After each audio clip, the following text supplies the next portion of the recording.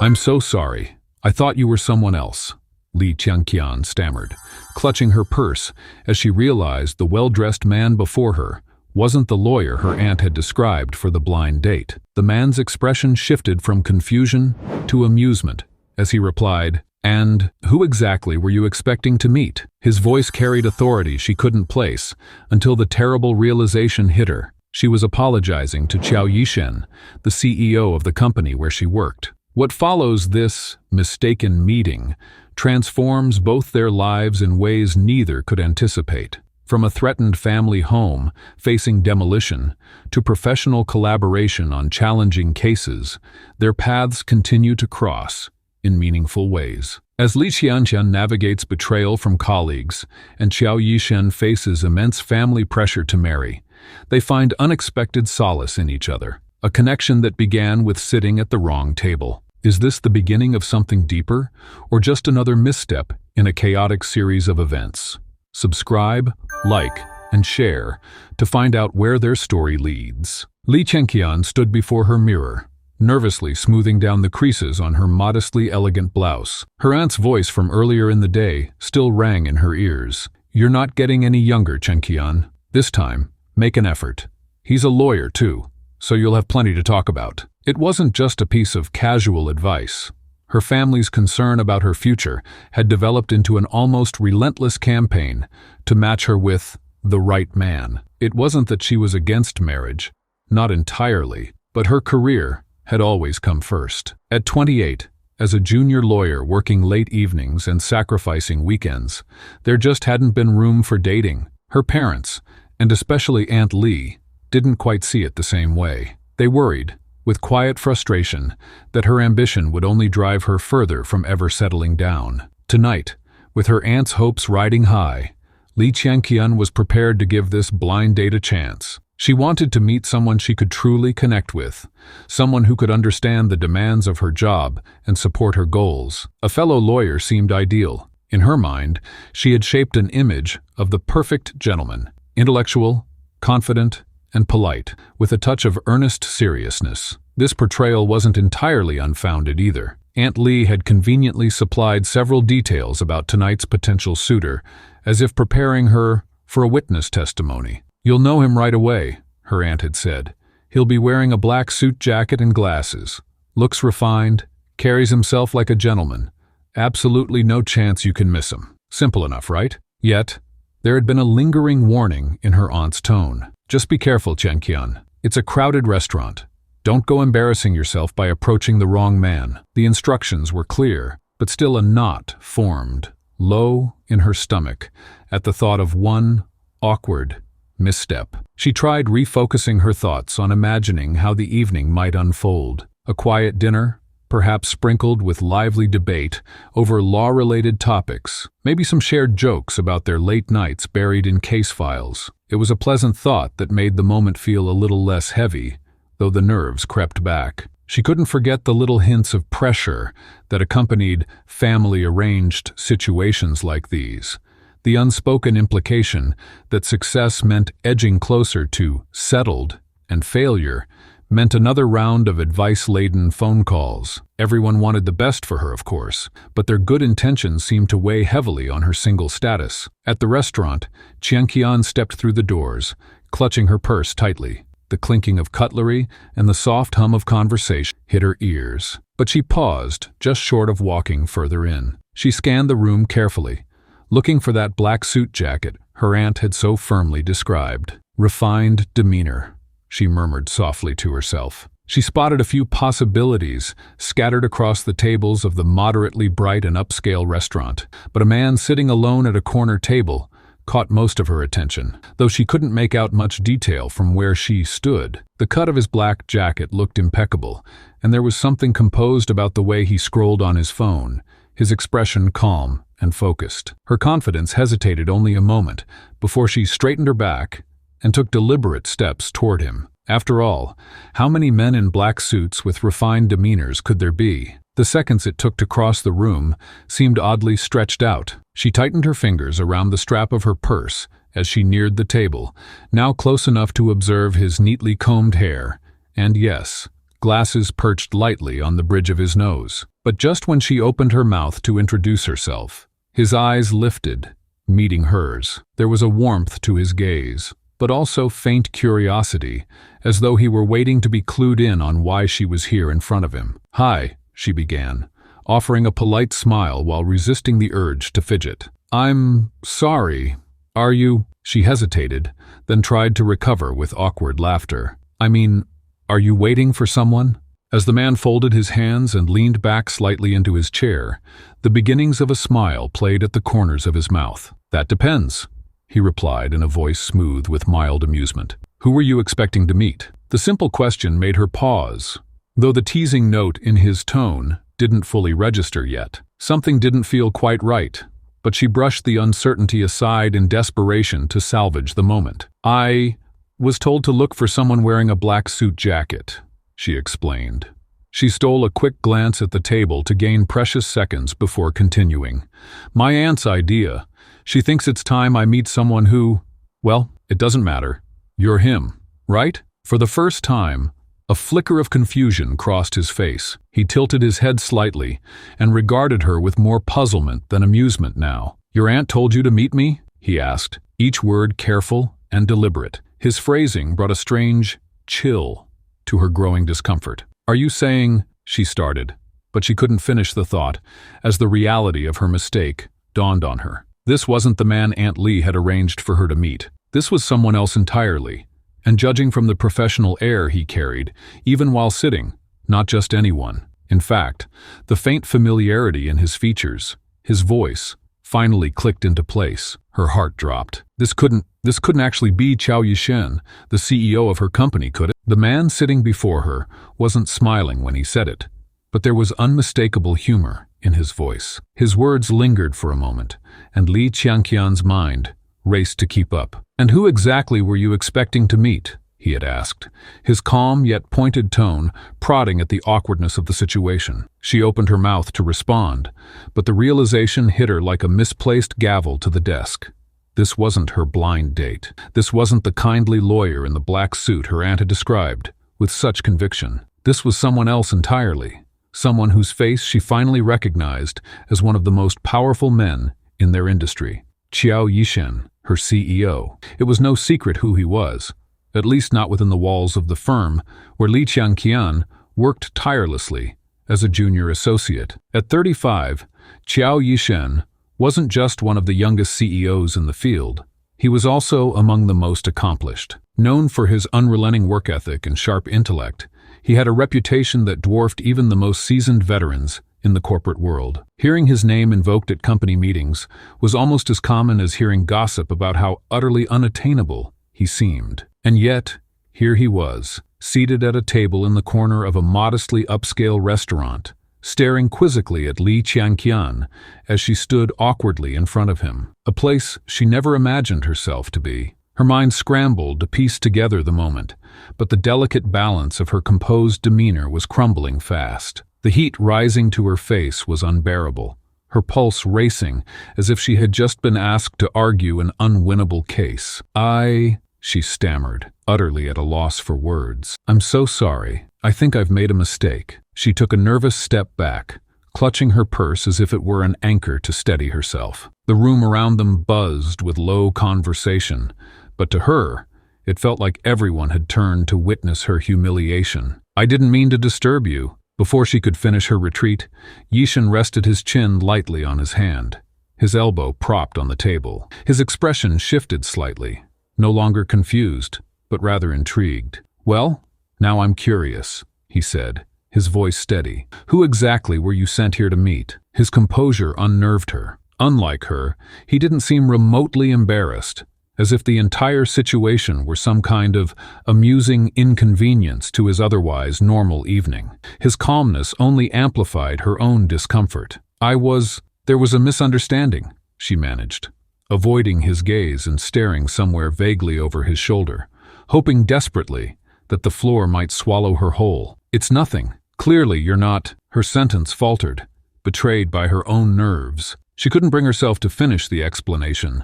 The thought of admitting to her blind date debacle in front of her CEO of all people, felt like adding fuel to an already roaring fire. He watched her fumble over her words, his lips curving into a faint smile that did little to settle her nerves. "Clearly," he said, not unkindly, but with enough subtle amusement to make her wonder if he was enjoying this. "But if you don't mind me saying, I seem to fit some of the description, don't I? Black suit, glasses, professional demeanor." He gestured loosely to himself, a motion understated but deliberate. She blinked, caught off guard by his casual comment. It wasn't an accusation, but the observation made her feel even more exposed. "That's, not the point," she said quickly, her words tumbling out too fast. "You're not the person Look, I'm sorry to interrupt your evening." She bowed her head quickly, in an automatic gesture of apology, before stepping back another awkward inch, determined now to cut her losses and flee. But before she could turn, his voice reached her again. "What's your name?" he asked, interrupting her exit. She froze. The request, simple as it was, felt entirely out of place. She hesitated. "Li Qianqian," she answered finally, though she wasn't sure why. "I work at your company." It was a rushed addition. Her fingers tightened over the strap of her purse, as though revealing her identity had somehow cornered her further. A flicker of recognition passed through his features, and for the first time, he straightened in his chair, removing his hand from under his chin. He looked her over with fresh curiosity, and although his expression remained neutral, the subtle intensity of his gaze made her feel as though another layer of her had just been exposed. "Li Qianqian," he repeated thoughtfully, as if tasting the name, trying it on for size. "I've seen your name before." He tilted his head slightly, as though recollecting something. "Your department handles client arbitration cases, doesn't it?" She nodded reluctantly, her surprise creeping into her expression. It was one thing for her to know who he was. It was another to think he might have taken notice of someone like her. She stayed silent, unsure whether his comment was intended as a compliment, an observation, or just a way to pull her further into conversation. Either way, the dynamic of their encounter had shifted slightly, and unfortunately for her, it seemed to be moving entirely on his terms. "Interesting," he said after a pause, leaning back into his chair once again. "Well, Li Qianqian, since you're already here, why don't you have a seat?" He gestured casually to the chair opposite him, as if inviting her were the most natural next step in this awkward ordeal. She blinked at him, stunned. I shouldn't," she said quickly, caught off guard by his suggestion. "This was entirely inappropriate. I really should." "Relax," he interrupted, his tone light but firm enough to make her stop mid-excuse. "It's just a conversation, not a performance review. Sit." It wasn't a request so much as an instruction, but there was something strangely disarming about the way he said it. Against her better judgment, or perhaps because she felt too flustered to resist, her legs moved almost involuntarily, and she sat down across from him. What followed wasn't anything like the nightmare scenario she had imagined just moments earlier. There was no immediate reprimand, no commentary on her embarrassing mistake, nor pointed questions about her unremarkable professional record. Instead, Yishen's demeanor remained puzzlingly light, almost playful, as he asked casually about her evening plans, why she had agreed to a blind date in the first place, and whether she often made such bold introductions at strange tables. He listened with an attentiveness that caught her off guard, as if genuinely interested in whatever fragmented explanations she managed to string together. She tried, futilely, to re-establish some semblance of control over the situation, but her attempts only seemed to amuse him further. His questions were clever, quick, and perfectly timed to throw her usual courtroom-like precision entirely out of balance. And yet, despite the swirling embarrassment that lingered in the back of her mind, she couldn't help noticing how strangely easy it was to talk to him. Among his sharp wit, muted humor, and calmly calculated responses, there was an underlying warmth that surprised her, a faint kindness layered beneath his unreadable exterior. Whatever initial mortification she'd felt had settled into something less easily defined. She couldn't quite decide whether their exchange was a blessing in disguise or just one more problem added to her already complicated life. As their conversation carried on, doubts lingered stubbornly in her mind. What did this mean? He clearly saw their meeting as nothing more than an amusing accident. didn't he? But then, there was the way he leaned slightly forward, in his seat, when she spoke, as if she were the only person in the room whose words mattered. There was the subtle shift in his tone when his questions turned genuine.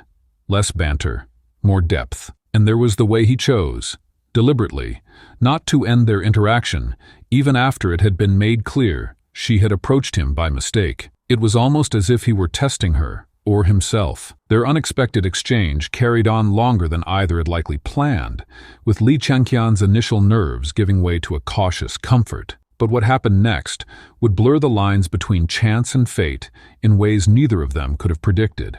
Qiao Yishen leaned back in his office chair, his jaw tightening, as he glanced at the text message from his mother.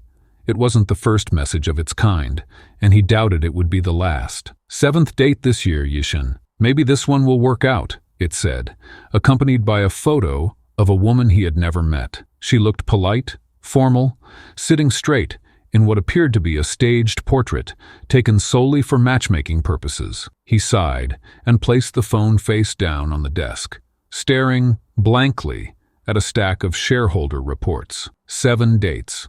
7 strangers paraded in front of him to fulfill a role he wasn't even sure he wanted filled right now. For all the precision and control he demanded in his professional life, his personal life had become an unrecognizable maze of family expectations, societal pressure, and outings like these, which felt more like interviews than dates. It wasn't the dates themselves that frustrated him, at least not entirely. On the rare occasions his mother's guilt-tripping succeeded, and he actually went, he found these meals predictable and hollow. The same conversations would play out over carefully prepared meals, the women asking about his background and accomplishments, their curiosity always slightly guarded by the weight of their own expectations. He would respond politely, graciously even, but his answers felt rehearsed, like playing a part in a script he hadn't written. Each interaction ended without feeling any closer to what his family seemed to think was destiny. Marriage, heritage, the continuation of the Qiao name, all of it loomed over him like an unspoken contract he tried and failed to renegotiate. The biggest frustration wasn't the women themselves, who were, by all accounts, highly respectable and accomplished in their own right. It was the underlying weight behind the introductions. Each one was a not-so-subtle reminder from his family of what he owed them. His parents, though supportive of his independent success in the corporate world, still made little effort to hide their ultimate goal, to see him planted firmly within their family's legacy. Their ultimatum was never far from his thoughts: either solidify his value as a traditional successor by marrying, or abandon the life he had built to take over their business. Neither option felt like a choice, and had worked too hard to reach this level of success on his own terms. At 35, he had built his reputation brick by brick, second by second, as the youngest man to ever lead their industry's powerhouse firm. That title wasn't just an accolade. It came from brutal, unrelenting years of managing high-stakes mergers, addressing endless employee disputes, and ensuring every decision he made was bulletproof under scrutiny. His story inspired respect and envy, but for all his professional triumphs, it wasn't enough for his parents, whose idea of fulfillment couldn't be measured in profits or headlines. Their legacy, rooted in traditional values, demanded something else entirely. He stared out of his office window, his thoughts pulling back to recent conversations at the family home. His mother hadn't minced words during his last visit. "You don't realize how time is slipping, Yishen. Your father and I won't be around forever. What happens to this family? Have you thought about that?" She had looked at him with a mixture of exasperation and concern, the kind of gaze that made her intent perfectly clear. "Perhaps it's time to stop running, to stop looking for perfection," she had said. "Someone doesn't have to check every box. They just have to be willing to stand beside you." Her words mirrored the kind of traditional sentiment that dredged up years of tension between them. He didn't have the energy to argue, and besides, it wasn't as if he could suddenly explain what he himself was looking for, if he even knew. And so, the blind dates increased, though his patience dwindled. 7 in 1 year. It was absurd when he thought about it, though the absurdity rarely dampened his quiet endurance. Every new name, every friendly introduction, felt like another failed attempt to mesh two versions of his life into one. The truth was, none of these carefully chosen women had ever felt remotely real to him. He didn't hold that against them. They weren't at fault for being caught in the plan his family meticulously arranged. But there was always a silent understanding lingering at those tables that they were participants in a system designed not for connection or choice, but for obligation. An obligation to structure, to appearance. The irony of it all, he thought bitterly, was that he had no issue committing to responsibilities. In fact, he excelled under them. His work was defined by commitment. He often remembered details his clients and employees barely recalled themselves, even small moments like birthdays or the names of family members mentioned in passing. This ability to find small points of connection felt more authentic than any of the conversations he'd experienced on these blind dates. Yet here he was, memorizing the trivia of his employees' personal lives more genuinely than trying to build his own. Take the recent situation with Li Xiangqian, for example. He hadn't been entirely sure why her name had lingered somewhere in his memory. It wasn't as if she was constantly pushing for recognition at the company. Truthfully, people like her, low-ranking, overworked junior associates buried in case files, tended to blur into the crowd of fresh legal recruits. Yet, somehow, her name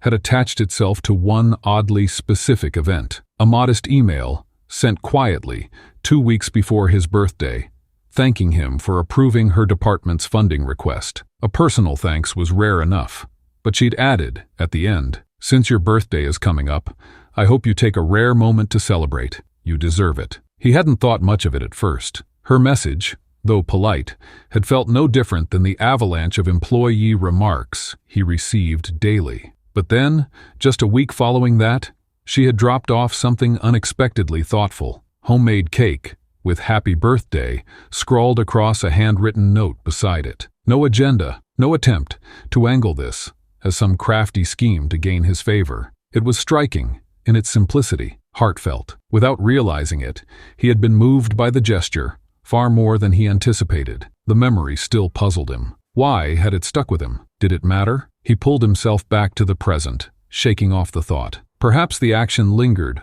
only because it was rare for him to perceive an employee beyond their performance statistics. The gesture wasn't groundbreaking, not exactly, but it had revealed something. Genuine moments could show up without warning, even if they were as small as a slice of homemade cake. What fascinated him more these days was how life seemed prone to randomness, how mistakes, or seemingly insignificant acts, could compound into their own chain reactions. Thinking about Li Qiangqian further, he couldn't deny that something about her decision-making amused him. Their unexpected meeting at the restaurant may have started with innocent confusion, but it left him viewing her far more closely than he ever would have otherwise. The way her flustered apologies came out in rapid waves that contradicted her usual workplace confidence, and how that tension began to evaporate as they talked, had intrigued him far more than he should admit. In hindsight, it felt like one more moment his carefully managed life wouldn't have predicted, and yet it hadn't been unwelcome. Perhaps, though, his interaction with her wasn't so much about fate as it was about timing, overlapping moments. He suspected, if someone asked about it months from now, he wouldn't even be able to pinpoint why her small presence had begun to occupy more of his thoughts than most of his countless professional contacts. Maybe he was thinking too much. He shrugged it off, turning back to his schedule and muttering under his breath. There wasn't much time for introspection like this. Deadlines didn't allow for it. Still, as his professional success swelled larger and his family's pressures remained firmly attached to his plans, the nagging curiosity about Li Qiangqian didn't disappear. It stayed like an unspoken question floating beneath the surface, something quiet that signaled their worlds were coinciding in strange but impactful ways. And as much as he liked to pretend he wasn't drawn into such trivial things, he would recall her emails, her words, and even her imperfect way of talking through discomfort at the table. It was something to think about, an unexpected distraction he wasn't entirely ready to let go of, even if he didn't understand its purpose yet. When Li Qiangqian arrived back at her family home, her younger brother met her at the door, his face pale and strained. "They're here," he said, his voice tight with frustration. She followed him quickly through the small hallway, past walls lined with framed photos from long-forgotten family vacations and festivals. The air inside felt heavier than usual, as though the house itself could sense the looming threat. Outside, two men stood on the front lawn, their crisp suits out of place against the modest background of the weathered brick house. They weren't loud or aggressive, not yet, but the quiet assertiveness in their posture was enough to set Li Qianqian's nerves on edge. She spotted her parents standing awkwardly a few steps away, looking smaller than she had ever seen them. Her mother clutched the edge of her cardigan, twisting the fabric in her hands, while her father stood unnaturally still, his gaze fixed on the paper in the taller man's hand. A demolition notice. "Miss Li, I believe these papers explain everything," the taller of the developers said, extending the folder toward her with a practiced air of indifference. His tone was polite, but carried an edge that left no room for interpretation. This wasn't a negotiation. It was an announcement. Without immediate action, the family's home, the foundation of decades' worth of memories, would soon be reduced to rubble. Li Qianqian took the folder, flipping through the pages with a lawyer's eye. Though she'd handled high-pressure cases before, nothing could quite compare to this moment. These weren't just legal technicalities or impersonal contracts. This was her family, her childhood, her sense of belonging, under attack. The papers demanded signatures on a deal that was both unfair and blatantly one-sided, offering money as compensation, but no alternative to the demolition. The terms were cleverly worded, making them harder to fight without the time or resources for a drawn-out legal battle. She stalled for time, asking questions with pointed sharpness, but the developers, impatient and unmoved, stood firm. One of them folded his arms and gave her a cold smile. "I suggest you think carefully," he said. "Dragging this out won't help anyone." Desperation began to creep into the edges of Li Qianqian's voice. "This is our home," she said. "You can't expect us to just hand it over without question." The words felt futile, even as she said them. She half-turned to her father, silently pleading for him to say something, but he still hadn't moved. The taller developer exhaled audibly, tapping the corner of the folder as if bored by her resistance. "There's nothing illegal happening here, Miss Li," he said. "We're following the agreement your district approved." But Li Qianqian knew better. While the contract might hold up on paper, there were nuances the law could exploit, gaps in procedure she could use to delay, fight, or gain leverage. However, her mind spun as she tried to untangle a clear route forward through the posturing threats in front of her. She couldn't afford to hesitate too long. Her family's home wasn't a courtroom, and the developers' bulldozers weren't waiting for cross-examinations. Finally, she snapped the folder shut, raising her chin. "If you expect us to sign anything today, you'll be waiting a long time," she said. "You might want to prepare your legal department instead of assuming this will be that simple." Her voice was firm, but inside, her confidence wavered. Their resources didn't match up. If this confrontation escalated, she had to admit the odds wouldn't be in her favor. One of the developers raised an eyebrow, clearly unimpressed. "We'll see," he said sharply, before snatching the folder back. His companion turned toward their car, signaling the discussion was over, for now, at least. As they disappeared from view, Li Qianqian exhaled shakily and turned to face her parents and brother. "We'll fight this," she told them, trying to sound more confident than she felt. She didn't mention her own doubts, nor did she let her family see the way her hands trembled, hidden inside the pocket of her coat. Her father only nodded faintly before retreating back toward the house, his steps heavy with uncertainty. In the days that followed, the weight of the situation consumed Li Qianqian's every moment. Between poring over property laws and checking zoning ordinances late into the night, she made dozens of difficult phone calls to acquaintances and former colleagues, trying to find someone, anyone, who could help. Options were limited, and her resources seemed stretched thinner every time she spotted the demolition crew parked idly a few streets away. What she didn't expect, however, was an unexpected message waiting in her inbox one morning. The email was from Yishen's office. Its subject line was simple: "Regarding your family property matter." Her heart stopped for a second before she forced herself to open it. The contents were brief but clear. I understand your family is dealing with legal pressure regarding a demolition contract. Let me know how I can assist. Q. For a moment, she stared disbelievingly at the screen. Not many people knew about her personal struggles outside her immediate circle, and she certainly hadn't shared anything with colleagues, especially not someone like Yishen. Had he pieced it together himself, or had someone tipped him off? Whatever the explanation, his offer wasn't something she could ignore. The next afternoon, Yishen appeared at her family's home without hesitation. He was dressed impeccably as usual, his presence a sharp contrast to the small, familiar setting of her family's living room. Her mother had scrambled to offer him tea, clearly awed by the unexpected visit, while Qian watched him carefully, waiting for some indication of his intentions beyond the message. What business did someone like him have stepping into this mess? I received some details about your situation, Yishen said, addressing Qian in a tone as calm and measured as if he were handling a client meeting. It seems your developers have taken a few shortcuts in how these contracts are being enforced. He set down his cup gently before looking directly at her. They haven't followed procedure as cleanly as they'd like you to believe. Her professional curiosity sparked. You mean the zoning inconsistency? She asked. She had noticed it, but didn't yet know if it held enough ground to act on. Yishen gave her a faint smile, one that suggested he already had the answer. Among other things, he replied, my office can make a few arrangements to delay the demolition notice. He spoke, as if this were barely an effort, but she suspected there was more to it than that. His words, and the quiet determination behind them, gave her a fragile sense of relief.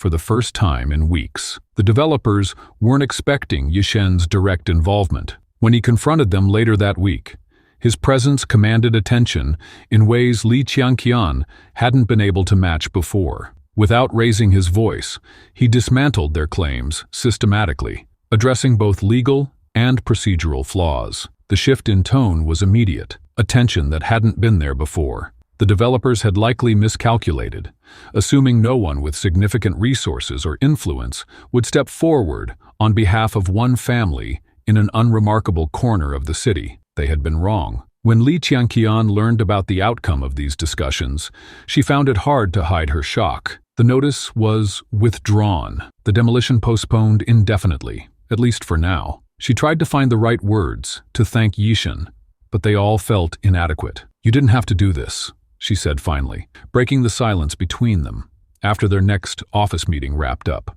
No, he said simply, but I wanted to. For the first time, she caught a trace of something unfamiliar in his usual composed expression. Gentleness, perhaps, or at least genuine sincerity. It left her momentarily speechless. He spoke as if the decision to intervene hadn't been a choice, but an instinct. His actions that day had gone far beyond what she could have reasonably anticipated, blurring the lines between professional concern and personal care. In the days and weeks that followed, her gratitude deepened with the realization of what his intervention truly meant. His choice to help wasn't driven by obligation or gain. It simply seemed to reflect his growing consideration for her, something she couldn't quite define yet. And though she didn't say it aloud, Qian felt the first quiet ripple of trust building, a fragile beginning, but a meaningful one nonetheless.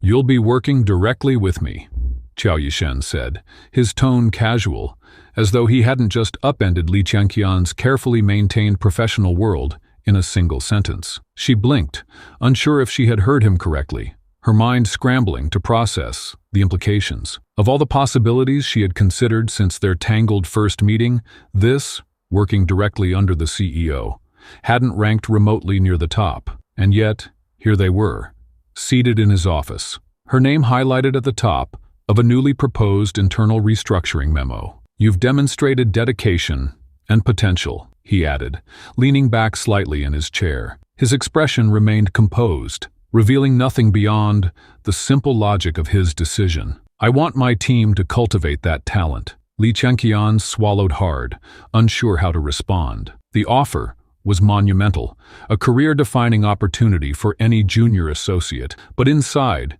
she felt a whirlwind of emotions. Was this recognition of her hard work, or something else? Did their past interactions play into his decision? For once, she couldn't summon the clarity she typically prided herself on, the same clarity that carried her through legal arguments and last-minute arbitration cases. All she could manage was a polite nod and a barely audible "thank you," though it was impossible to erase the nerves that crept into her voice. The transition to her new role began swiftly. Overnight, she found herself in uncharted territory, knee-deep in high-level case files, performance reviews, and direct consultations with none other than Yishen himself. Gone were the predictable rhythms of her previous assignments, replaced instead by the intensity of top-tier client negotiations and the pressure of meeting Yishen's impeccably high standards. But while the professional growth was undeniable, the personal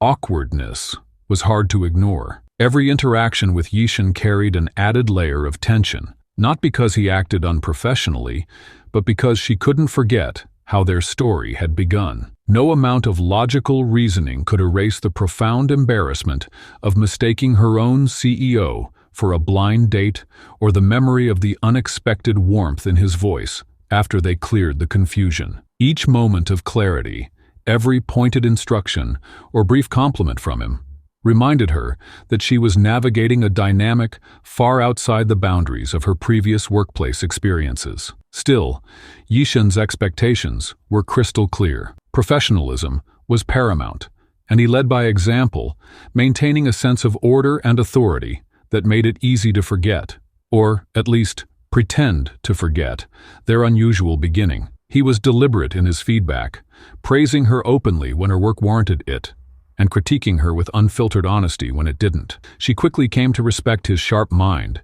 which seemed capable of dissecting even the most complex problems into manageable pieces. But as seriously as she took her work, Li Qianqian couldn't ignore that something unspoken lingered between them. The way he would pause ever so slightly before delivering certain remarks or the fleeting shifts in his expression. Small, almost imperceptible moments where his carefully guarded demeanor seemed to crack, revealing hints of something softer underneath. She told herself not to think too much of it. She was here to prove herself, nothing more. For Yishen, the adjustment was equally strange, though he never let it show. He had noticed Li Qianqian's potential long before this new arrangement, and frankly, even before their accidental meeting at the restaurant. Her meticulous attention to detail and ability to anticipate problems had impressed him months ago when her team handled a particularly challenging arbitration case. But what intrigued him now was her quiet resilience,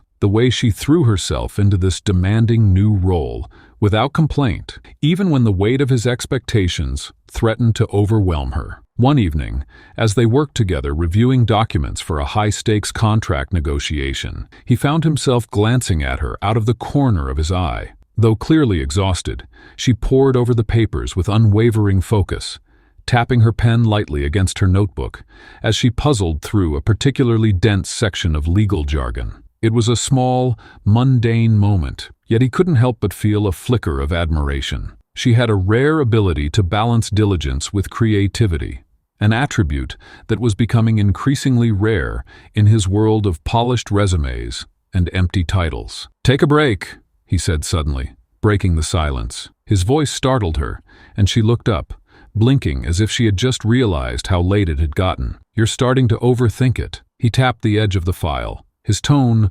almost teasing. "Sometimes the simplest solution is the correct one." Her lips quirked into a small, tired smile. "I'll believe that when I see it," she said, her voice lightly sarcastic, though not unkind. For the first time that day, he allowed himself a faint smile in return. Collaborating with Yishen also revealed vulnerabilities that Li Qianqian hadn't noticed before. His reputation as the unshakable CEO didn't extend to quiet evenings in the office, when the fatigue of endless boardroom battles and family pressures seemed to weigh heavier on him than usual. Once, during a brief lull in their work, she caught a glimpse of his personal calendar left open on his desk. Among the neatly typed entries and professional commitments, one phrase stood out starkly: meeting with mother, marriage arrangements. Her gaze lingered for a second too long before she looked away, focusing back on her papers as if she hadn't seen a thing. These vulnerable moments added depth to her understanding of him. For all his self-assured intensity, there were cracks in his armor, evidence of the expectations and demands he quietly endured. And though they didn't speak of such things directly, the growing ease between them allowed for rare, fleeting comments that hinted at his private struggles. "You work harder than most associates I've met," he said one day, as they wrapped up a strategy session. "But can I offer you advice? Learn how to stop. The job will consume you if you let it." She looked at him, surprised. "Coming from the man who lives in his office?" she asked lightly, unable to mask her curiosity. He didn't smile this time, but simply shrugged. "Let's just say I speak from experience." The admiration and respect they developed for each other through this partnership became increasingly evident. Her meticulous nature balanced his big-picture thinking, and his ability to push her beyond her limits fostered a quiet confidence she hadn't known she needed. The progress in their professional relationship felt organic, rooted in mutual reliance and a shared commitment to excellence. Yet, beneath the surface, more personal undercurrents began to rise. One afternoon, after a particularly challenging negotiation, where Li Qianqian had held her ground with remarkable poise, Yishen found himself speaking words he hadn't planned. "You handled that remarkably well," he said, as she scribbled notes on the outcome. "Better than some senior partners I've seen." She looked up, startled by the rare,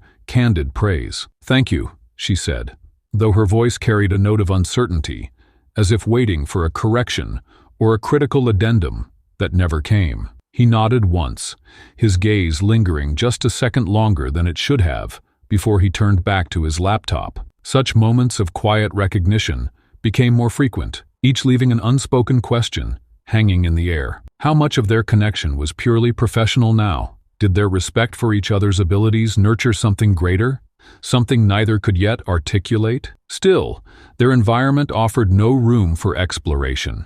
The pressures of work, coupled with Yishen's internal burdens and Li Qianqian's own sense of professional pride, left little opportunity for anything beyond the boundaries they had carefully built. But those boundaries, as firm as they were, had begun to feel like lines drawn in sand, temporary, fragile, and easily redrawn with the right push. It became clear to them both that the depth of their partnership had far exceeded initial expectations. What had begun as a chance for one junior associate to prove herself had evolved into something layered with complexity, respect, and undeniable connection. And yet amid the ticking clocks and mounting files, neither dared acknowledge what was steadily growing between them. Not yet. Marriage?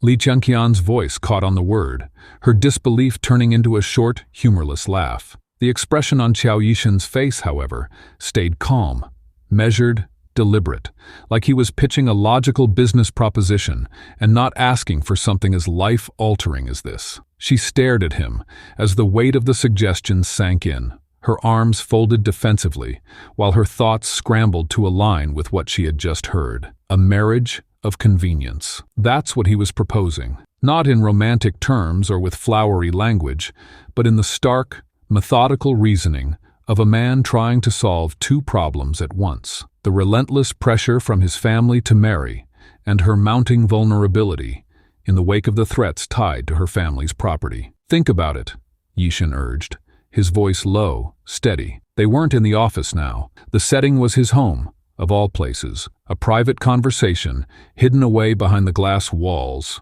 of his sprawling living room. It was oddly quiet, the faint hum of the city outside, barely audible. "You need security right now. Everything you've been fighting for, your family, your career, it could unravel if the wrong people push too hard. And He trailed off for a moment, his gaze shifting to the skyline as if searching for clarity before finishing. "I need to put an end to my family's constant interference." Li Qianqian shook her head, gripping the edge of her chair. "You can't be serious," she said finally, her words heavy with disbelief. That's insane. Do you even hear yourself?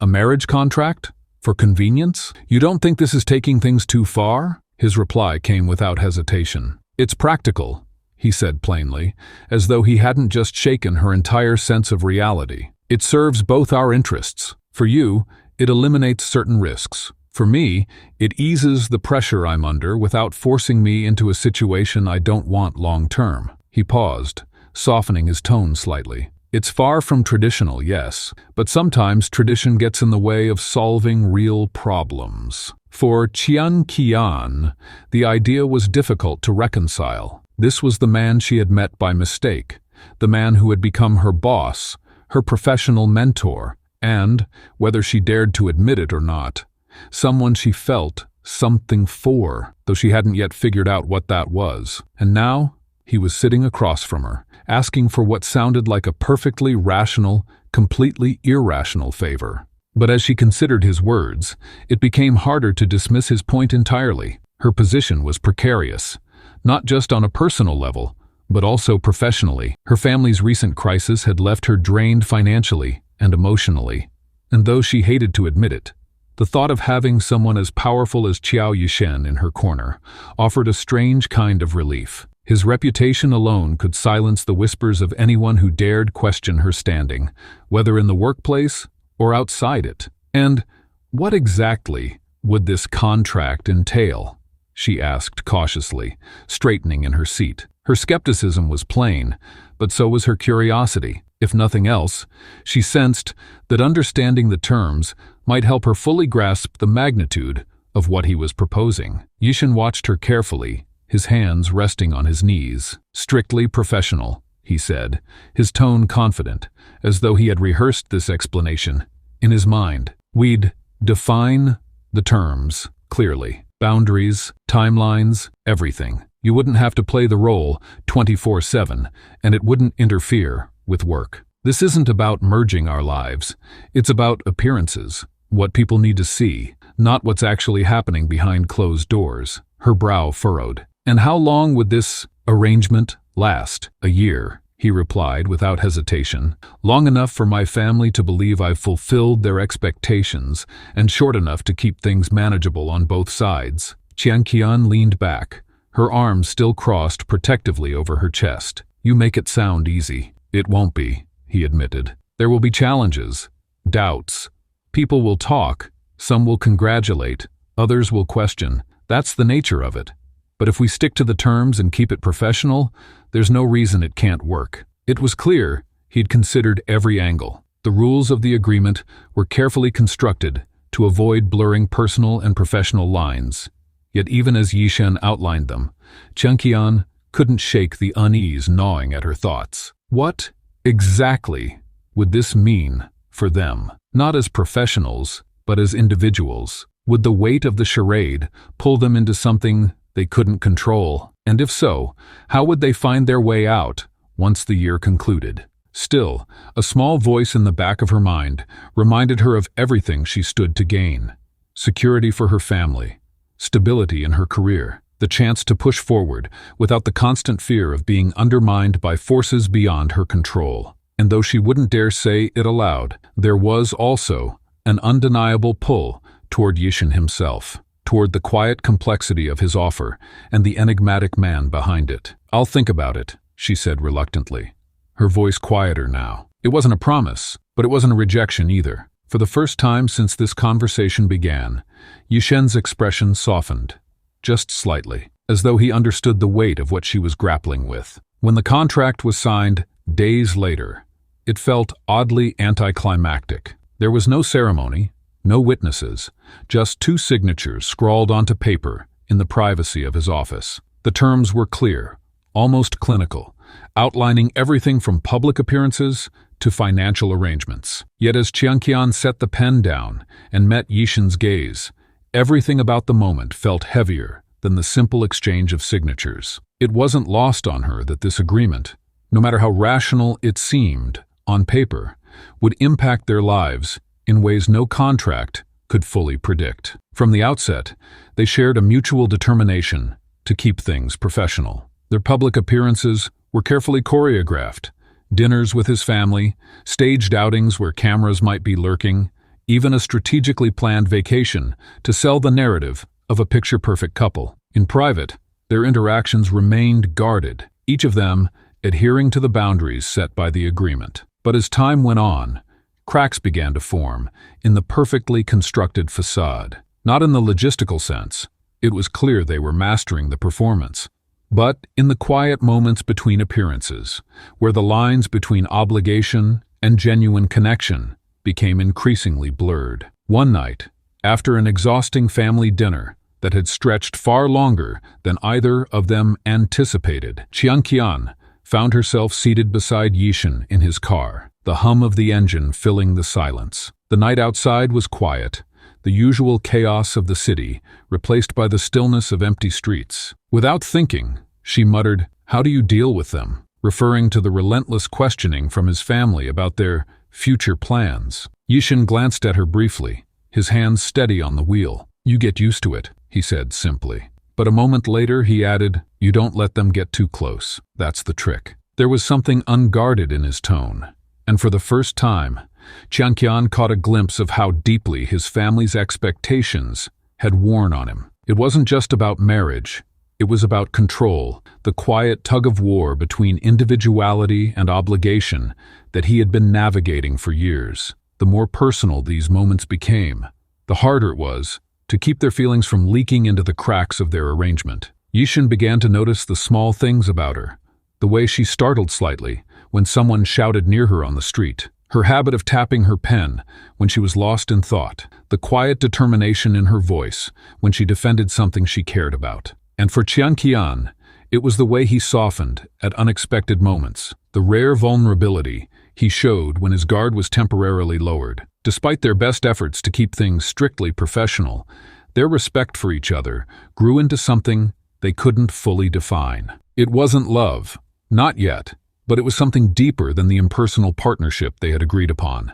The first hints of trouble arrived quietly, like a shadow moving across Li Qianqian's otherwise steady days. It began with small comments overheard in the hallways of the office, remarks that carried no weight alone, but together hinted at something deeper. "They say she's after something," one voice muttered in passing, too soft to identify. "What does someone like her even want with him?"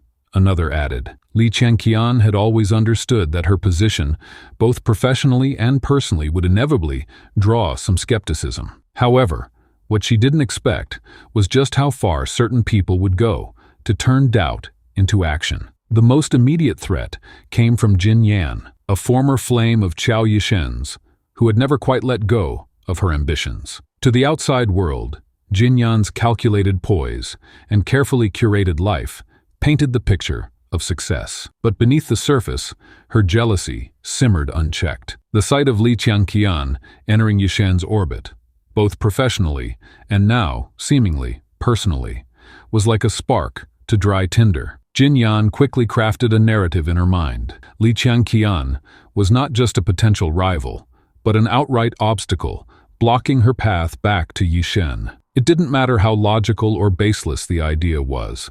Perception had taken root, and Jin Yan had no intention of letting it go. Her first act against Li Qianqian disguised itself as mere coincidence. A sudden influx of complaints from clients began to trickle into Qianqian's inbox, most of them vague or entirely surreal, like accusations of missed deadlines that she had never received, or errors in contracts she hadn't touched. It didn't take long for Chiang Qian to notice the pattern. These incidents weren't random. Someone was orchestrating an attempt to damage her reputation within the company, and while she initially brushed them off as workplace noise, the situation escalated further than she expected. Files she had submitted suddenly went missing, and deadlines she had confirmed were overlooked by third parties. It was a subtle but relentless assault that left her fighting to preserve the foundation of trust she had built over years of hard work. Meanwhile, Jin Yan's influence extended beyond misdirection within the office. She reached further into Chiang Qian's life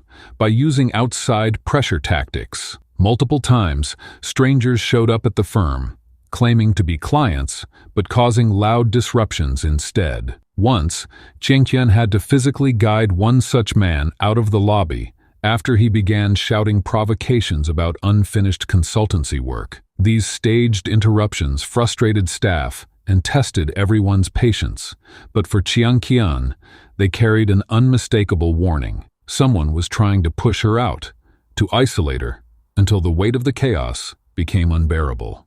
Jin Yan left no room for subtlety when needed either. On 2 occasions, she confronted Qianqian directly, though always veiled in careful words that didn't immediately cross the boundaries of professionalism. Her attempts to plant seeds of doubt, however, were both deliberate and cruel. "Yishen's a man with options," Jinyan said once, with a smile that didn't reach her eyes. "You've worked hard here, of course, but don't get too comfortable. People in his position always come to their senses, eventually." The words were as cutting for what they implied as for what they didn't explicitly state. Qianqian's role in Yishen's life, in Jinyan's mind, was temporary and unworthy of permanence. Through it all, Qian tried to keep her head high, doing what she had always done best, focusing on the task at hand and refusing to let the whispers throw her off. But even she was not immune to the toll of constant resistance. There were nights when she would sit at home, staring blankly at her laptop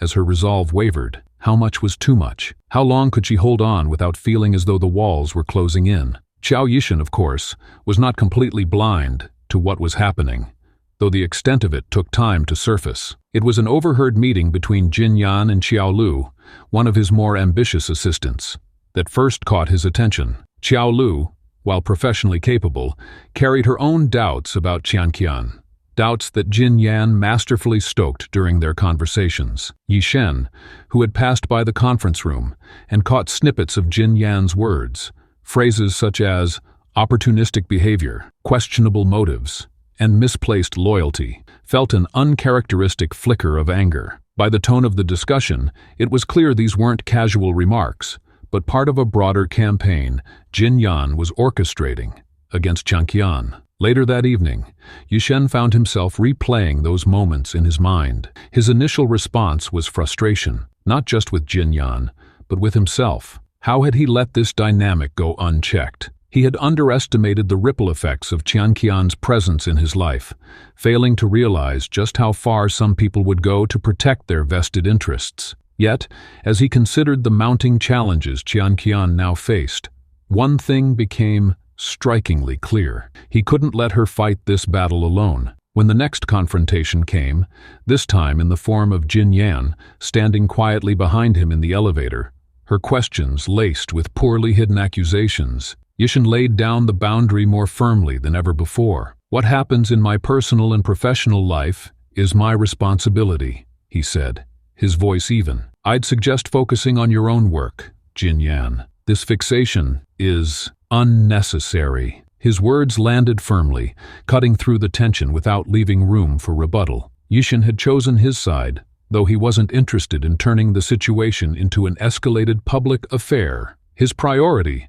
was far more direct, protecting Qianqian from the damage, both seen and unseen, being thrown her way. The turning point came during an incident that might have been laughable had it not been so deliberately cruel. A staged encounter, carefully timed during one of Yishen and Qianqian's public outings, saw two strangers attempt to provoke Qianqian in broad daylight. While most of the words thrown her way were nonsensical fabrications about her actions and intentions, the message they carried beneath the surface was impossible to miss. Someone wanted to make her life unbearable, whether through embarrassment or fear. What Jin Yan hadn't anticipated, however, was Yishen stepping in. From the moment the two men raised their voices toward Qianqian, Yishen's expression darkened. He took a single step forward, cutting across their tirades with sharp words, delivered in a tone so icy that even passers-by paused instinctively. "Your judgment," he said simply, addressing the more outspoken of the two men, "appears as questionable as your information." By the time he ordered security to intervene, Yishen had made his stance abundantly clear. Whoever had sent these provocateurs would not be tolerated or ignored. That evening, as Qianqian fumbled with her words to thank him, Yishen interrupted her, his voice unusually soft. "You don't need to thank me," he said. "I should have done more before it got to this point." The aftermath of their combined determination reshaped the narrative within their professional world. Together, they confronted not just Jin Yan's attempts at sabotage, but also the lingering doubts whispered among certain colleagues. It was a long process, one that required resilience from Qianqian, as she pushed past slights, accusations, and the injustice of it all. Yishen's presence, however, became her strongest anchor. While their partnership had always leaned toward mutual respect, these events tied them closer together in ways unspoken but deeply felt. What began as an arrangement to satisfy individual needs had evolved into something more significant. Confronted by external challenges, their connection strengthened, revealing layers to their bond neither had fully acknowledged before. Yishen's efforts to protect Qian reflected a rare vulnerability in him, one that didn't go unnoticed by her, and Qian, through her unshaken resolve, demonstrated the depth of her character, not just to Yishen, but to everyone watching closely.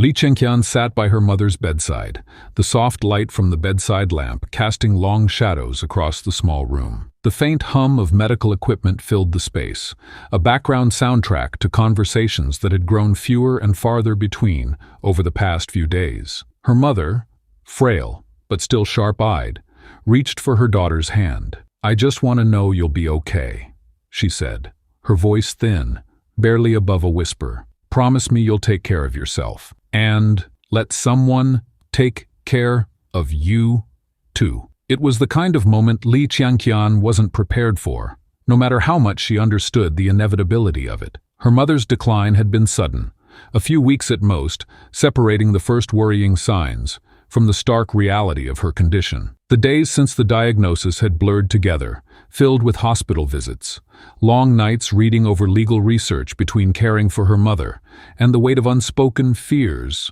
pressing on her chest like a heavy stone. She had spent so much of her life keeping her emotions tightly controlled, but now it was impossible to ignore the way grief cracked through her carefully built walls. Her mother's health deteriorated rapidly. Friends and neighbors filtered in and out, offering support, but it was Yishen who stood out. Although their relationship had been rooted in practicality, a contract to serve mutual purposes, he had begun to show up in ways Qian hadn't anticipated. He wasn't pushy or overbearing, just present. Whether it was picking up groceries when she was too overwhelmed to leave the hospital, or quietly calling her firm to ensure her workload was managed so she could focus entirely on her family, Yishen's actions became a reliable constant. When her mother asked to meet Yishen, Qian hesitated. "She just wants to see the person who's part of your life now," her brother had said, trying to explain their mother's insistence. Although Qian wrestled internally with the complexities of their arrangement, she finally agreed, unsure of how Yishen would react. But when she relayed her mother's request to him, he didn't hesitate. "Of course," he said simply. "Tell me when and where." That was how he ended up sitting across from her mother, answering her quiet but pointed questions about his intentions toward Qian. Her mother's words came slowly, each one weighed down by exhaustion, but sincere nonetheless. "Yishen, I know Qian doesn't make it easy, but please treat her well. She's strong, but even strong people need someone." Her voice faltered, and Qian stepped forward instinctively, resting her hand gently on her mother's shoulder. But before she could say anything, Yishen replied, "You have my word," he said, his tone firm, yet unexpectedly warm. He didn't elaborate or make grand promises, but the certainty in his voice seemed to ease her mother's mind. It was a moment Qian wouldn't forget. The inevitability of her mother's passing arrived one quiet morning. Qian had fallen asleep in the chair by her bed, her fingers still loosely gripping her mother's, when a nurse stepped in and gave her a look that said everything without saying anything at all. The stillness that followed was crushing, a suffocating silence that settled over her like a weight she couldn't shake off. For hours, she sat there, unmoving, as the reality sank in. Yishen was the first person she called, though she couldn't quite explain why at the time. When he arrived, his usual cool, composed demeanor was replaced by something softer. He didn't speak right away, simply stepping inside and sitting next to her as the silence stretched on. It wasn't until much later, when he quietly handed her a cup of tea, that she realized just how steady his presence had been throughout the day. He didn't attempt to offer empty platitudes or solve problems that couldn't be solved. Instead, he simply stayed, grounding her in the quiet chaos of grief. Over the following days, Yishen's support became more evident. While Qian focused on funeral arrangements and comforting her father, Yishen took on tasks that she hadn't even realized needed doing. He made discreet calls to ensure invitations were properly handled, coordinated with guests who traveled in from out of town, and quietly ensured that Qian's work at the firm would remain untouched for as long as she needed. Her resistance to relying on others, a trait she had carried for most of her life, began to waver in the face of his relentless care. What stood out the most to Qian wasn't just Yishen's actions, but the quiet understanding that came with them. He didn't hover or try to take control of her grief, but gave her the space she needed while making it clear he was there if she needed him. One rainy evening, when the weight of exhaustion and sadness finally breached the surface, Qian found herself breaking down in his presence. "I don't even know what I'm supposed to do anymore," she admitted, her voice trembling as tears spilled over. "It's just, everything feels wrong." Yishen didn't say much in response, but his actions spoke louder than words. He shifted closer, resting a hand gently on her shoulder. "You don't have to figure it all out right now," he said quietly. The simplicity of his reply, combined with his steady presence, made her grief feel slightly less isolating. It was in these quiet moments of shared vulnerability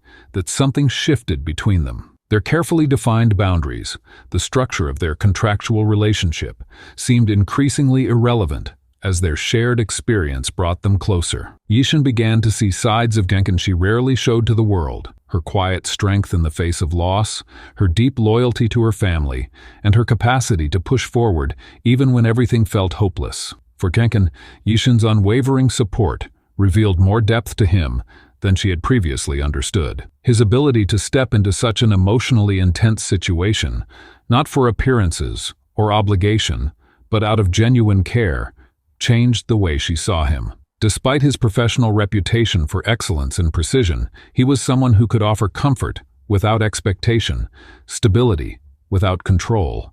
The turning point came at her mother's funeral, an event that had brought together family, friends, and colleagues in a bittersweet gathering of remembrance. Toward the end of the service, Qian stood quietly by the grave, watching as visitors began to disperse. Yishen stayed by her side, his presence a reminder that she wasn't alone.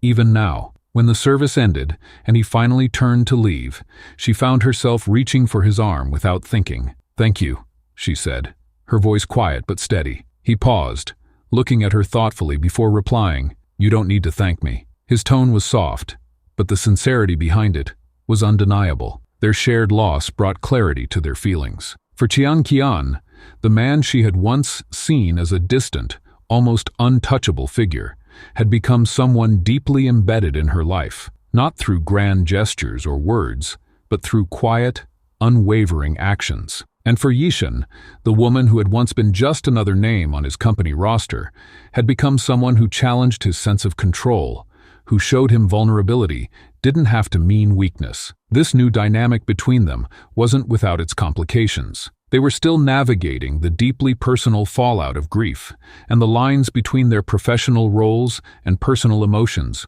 were blurrier than ever. But as they began to settle into this uncharted territory, one thing became increasingly clear. Their relationship was no longer defined by the terms of a contract. It had grown into something neither of them had anticipated.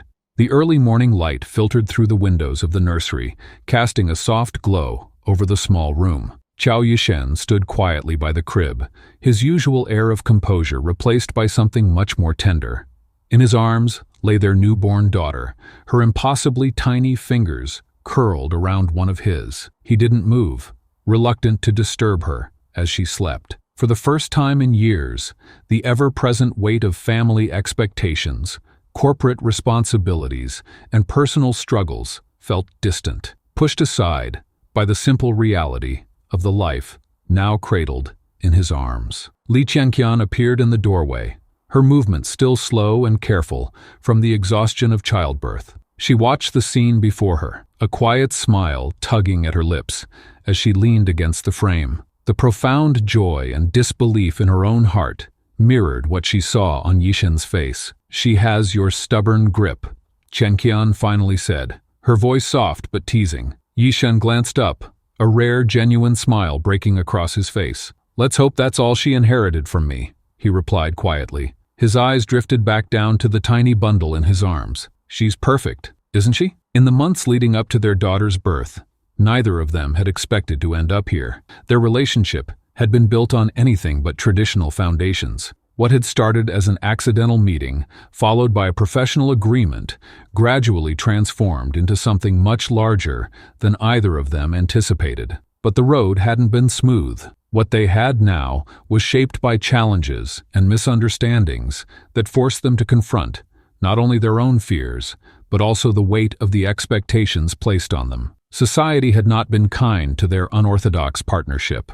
Whispers of opportunism and ulterior motives never truly faded, though over time they learned to ignore them. Instead, their focus shifted inward, toward each other, and the quiet, steady growth of something more meaningful than appearances. For Yishen, it had been a process of learning to let someone in, to trust not because of obligation, but because of shared vulnerability. And for Qian, it had been a journey of finding her voice, not just in her work, but in her personal life, standing firm in the face of doubt and proving, time and again, that she was worth far more than the assumptions made about her. The societal pressures they faced were felt most acutely in their moments of solitude, family members and colleagues pushing their own narratives, the looming scrutiny of the public eye, and the inevitable strain of balancing professional ambition with their personal lives. Yishen, already burdened by his family's relentless insistence on tradition,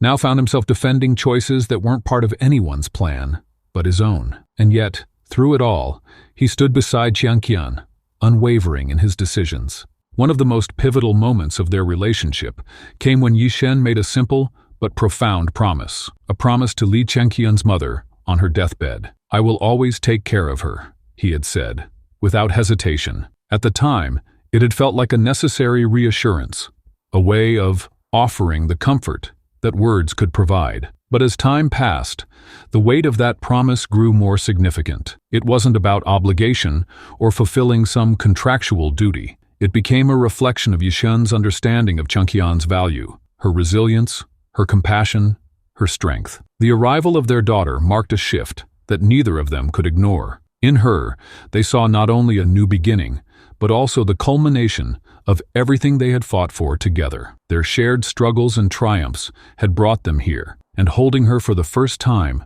was a realization that the life they had created was entirely their own, unshaped by outside influences or expectations. For Qian, becoming a mother revealed parts of herself she hadn't fully acknowledged before, an unshakable determination to protect what mattered most, and a deep reservoir of love she hadn't known existed. The first months of motherhood were challenging, exhausting in ways she couldn't have imagined, but with Yishen's support, even the most difficult nights were lightened. They learned to navigate parenthood together, stumbling and adjusting as they went, but always approaching it as a team. Yishen, known for his near-perfect control over every aspect of his life, experienced a transformation of his own. His daughter's unexpected laugh during the early hours of the morning, or the way her tiny face lit up at the sound of his voice, had a way of dismantling the walls he had spent years building. For the first time, he allowed himself to embrace imperfection, to let go of the image he had always tried to live up to, and instead focus on the simpler, more meaningful role of being a father. Their home, once filled with formal, carefully arranged furniture, became scattered with signs of a growing family. Dolls and books, tiny shoes left in doorways, faint doodles on scraps of paper. It was chaos, beautiful in its unpredictability. And though Yishen often found himself pausing to process how drastically his life had changed, those moments of chaos felt more fulfilling than the spotless order he once valued. One evening, as Qian cradled their now 6-month-old daughter in her arms, Yishen stood by the window, his expression thoughtful. He turned after a long pause, his eyes meeting Qian's across the room. "Did you ever think we'd end up here?" he asked, his voice low, but carrying a hint of wonder. She smiled softly, pressing a light kiss to her daughter's head before replying, Not even once. She looked down at the tiny girl now falling asleep against her shoulder. But I'm glad we did. Yishen crossed the room, the weariness of years spent striving for unreachable goals melting away as he reached for his family. As his arm rested lightly around Qianqian's shoulders, he felt for the first time in what seemed like forever that he was exactly where he was meant to be. Their daughter became not just a symbol of what they had endured together, but a reminder of the strength they had discovered in each other. She was a living testament to the choices they had made and the lives they had built, piece by piece, through hardship and determination. And though the whispers of the past, the doubts, the challenges, the lingering disapproval, still occasionally surfaced, they now felt like faint echoes of a story that no longer defined them. If there was one realization that struck both Yishen and Qianqian as they finally embraced the permanence of their bond, it was how little their beginning reflected their ending. The mistaken, blind date that had brought them together now felt like part of another lifetime, a distant chapter of a much larger, richer narrative. That chance encounter wasn't just an accident. It was the spark that illuminated the path forward, however unexpected it had been. What came next in their story was unwritten, filled with endless possibilities, shaped by the family they now cherished more than they ever thought possible. And as they gazed down at their sleeping daughter, her tiny chest rising and falling with quiet, peaceful breaths, they understood that this imperfect, extraordinary life was the promise they had made to each other, without even realizing it. Sometimes, the most profound connections spring from simple mistakes, unexpected, unplanned, and completely transformative. For Li Qianqian and Xiao Yishen, that wrong table wasn't just a moment of awkwardness. It set the stage for a journey that redefined love, resilience, and trust. This story reminds us that seeing beyond appearances and embracing the unexpected can lead to something extraordinary. If you enjoyed watching how one meeting transformed their lives, don't forget to subscribe, like, and share. You never know, perhaps your life's next twist sits just beyond a mistake waiting to happen. Thanks for watching, and see you next time.